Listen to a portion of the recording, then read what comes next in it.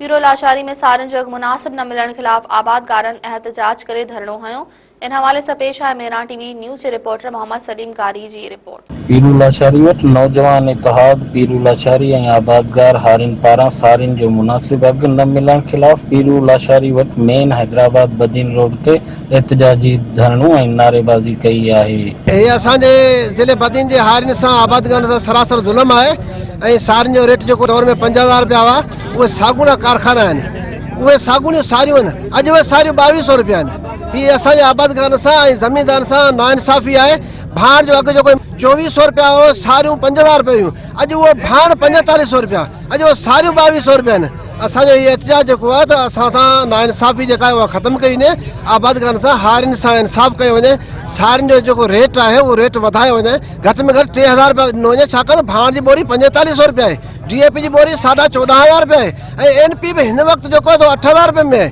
इहो ज़ुल्म आहे आबादगारनि सां हारिन सां। असांजो मुतालबो आहे त भाण जा रेट घटाया वञनि ऐं सारिन जो अघु वधायो वञे। जेकॾहिं तव्हां सारिन जो अघु नथा वधाए सघो त घटि में घटि भाण जा अघु त घटायो, भाण त तव्हांजे हथ में।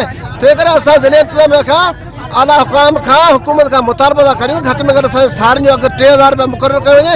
जो पीरू लाचारी स्टाफ ते रखियो वियो आहे उहो जेको सो हारिन सां जेके ज़ुल्म ज़्यादतियूं थी रहियूं आहिनि उन जे लाइ, छो त सारिन जो रेट त इंतिहाई घटि दर्जे ते पहुतल आहे ऐं 2200 रुपया मण आहे ऐं जेको सारिन ते ख़र्च आहे तक़रीबन जेको सो माना 50,000 खां 60,000 रुपया फी एकड़ जेको सो ख़र्चो आहे। उन खां पोइ जेके दवाऊं ऐं कुदरती आफ़तूं अची पियूं आहिनि सारिन में, मालो वग़ैरह, ऐं सारिन जेको सो माना तमामु इंतिहाई जेको सो एवरेज सफ़ा घटि आहे ऐं ॿियूं जेका हिकटी कारखानदार वारनि जी आहे जेको हिन पाण में जेको हिकटी करे हिकिड़ो रेट मुक़ररु करे छॾियो आहे, इन खे जेको सो माना रिवाइज़ कयो वञे ऐं गवर्नमेंट जी असीं अथॉरिटी जे असां जेको बुरादली शाह ऐं ॿिया जेके वसवारा मर्द उन एतिराज़ करियूं त असांजे सारिन जो जेको असांखे मुनासिब रेट ॾिनो वञे त जेको सो हारिन सां ज़ुल्म बंदि थी वञे। हिते जेकी आहे सरासरी नाइंसाफ़ी हले हिन मुल्क में, असां सिंध में त घणी आहे नाइंसाफ़ी। जेको हिते इमरान खान जे दौर में 3200-3300 रुपया सारिन जो मण हो, हिते विकियो पियो 50,000 रुपया आलमी मार्केट में, हींअर जेको हले पियो 3000 रुपया आलमी मार्केट में, उनजे करे असांखे को बि रेट कोन थो मिले।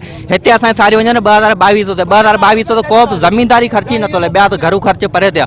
एतिरी नाइंसाफ़ी कई पई वञे ऐं DC जेके ते मिली भगत करियो, हाणे सां मिलियो वञनि, पाण जी ख़र्ची वठियो, 5-5 लख रुपया मिलंदा वटि ठहियो वञनि ऐं असां सां सरासर नाइंसाफ़ी आहे, को बि ख़र्च नथो लहे ऐं सारिन ते मर्द जान। असांजो मुतालबो इहो रेट वधायो वञे ऐं मॉइस्चर ते ॻाल्हायो वञे।